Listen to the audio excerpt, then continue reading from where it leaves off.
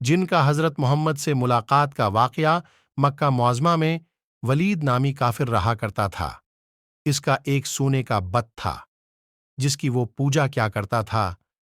ایک دن اس بت میں حرکت پیدا ہوئی اور وہ کہنے لگا، لوگو، محمد اللہ کا رسول نہیں ہے، اس کی تصدیق مت کرنا، معاذ اللہ۔ ولید بڑا خوش ہوا اور باہر نکل کر اپنے دوستوں سے کہنے لگا، مبارک ہو، آج میرا معبود بولا ہے اور صاف صاف اس نے کہا کہ محمد اللہ کا رسول نہیں ہے۔ یہ سن کر لوگ اس کے گھر آئے اور دیکھا کہ واقعی اس کا بت یہ جملے دہرا رہا ہے۔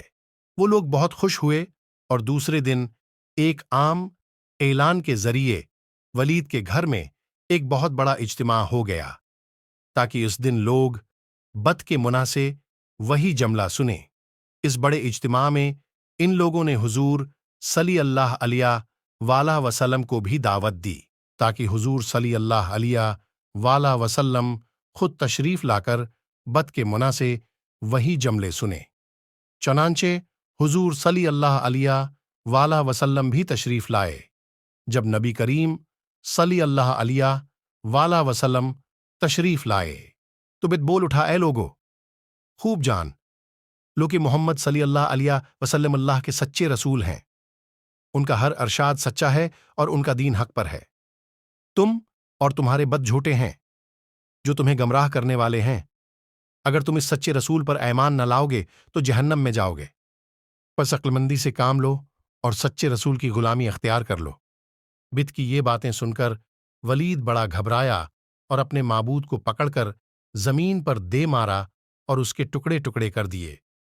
حضور فاتحانہ طور پر واپس ہوئے تو راستے میں ایک گھوڑ سوار جو سبز پوش تھا حضور سے ملا۔